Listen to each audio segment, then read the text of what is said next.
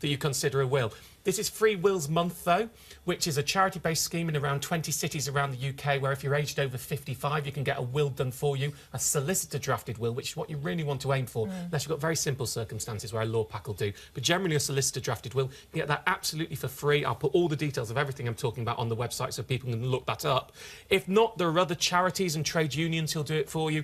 Cancer Research, Stroke Association, they want you to leave them something in the will, which has a system where you draft a will and they get a solicitor to check it. There are ways to do this relatively cheaply, and certainly Free Wills Month at the moment is a good one. But the basic message, if you haven't got a will and you've got assets, you need to think, what will happen to them if I die? And you're not in control. Just really quickly, how much roughly does it cost to just do a normal will if you're not going to leave anything to charity or anything? Well, no, I mean, these wills are completely for free. Yes, so if you wanted a solicitor to do it pay. for you, it's going to be 150 quid upwards to do it that way. You can buy a law pack in a newsagents or download one online for £5–10 if you've got very simple circumstances.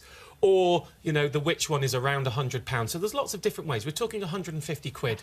That's type of money if you're going to be paying for it straight. That's going to pay in the end. Think about what happens to your children and who looks after your children. This is a really important thing. People don't understand. There's a term in law called parental responsibility. Now, mothers automatically have parental responsibility, and fathers do as long as they're married to the mother. If the father isn't married to the mother, before 2003, especially, there can be problems of them not having, under law, parental responsibility. After 2003, as long as they were on the birth certificate, they're likely to have it, but it's not a guarantee. So what that means is, if one of the people with parental responsibility, let's say the mother, were to die, it would pass over to the other person.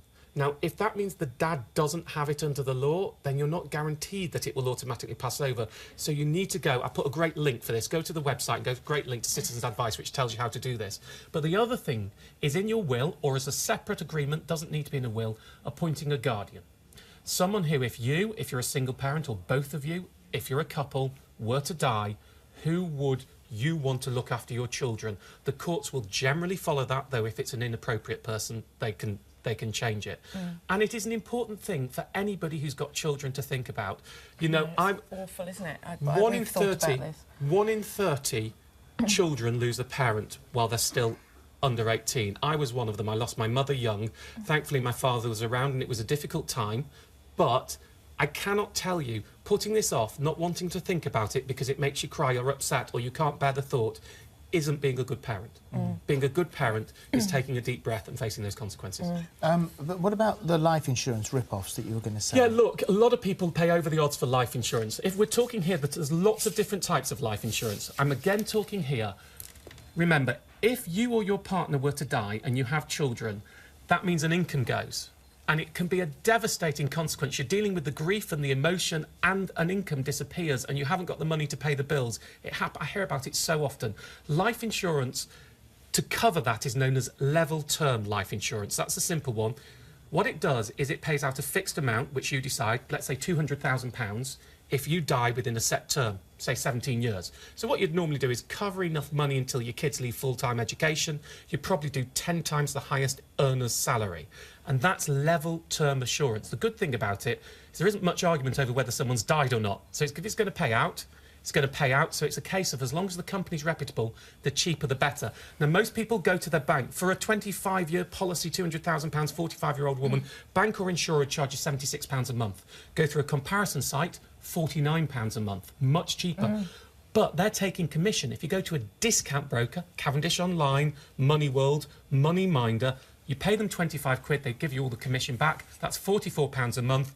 That's £1,500 cheaper than a comparison site over 25 years, and getting on for 10 grand cheaper than going straight to your bank. Again, all I really want to do by this is encourage you to go and read the article that I've put on the website so you can go and know how to act, rather than giving you full details, because it's a much more complicated subject. One of the other issues you're going to put on the website, and we haven't got time to do it now, is planning your case in fact, if you lose mental capacity, and that's really important. Well, 1 in 3 over 65s die with dementia. People get strokes. There's lots of ways. A lasting power of attorney is a solution. Again, there are details about that. Think about these things. I know it's unpleasant.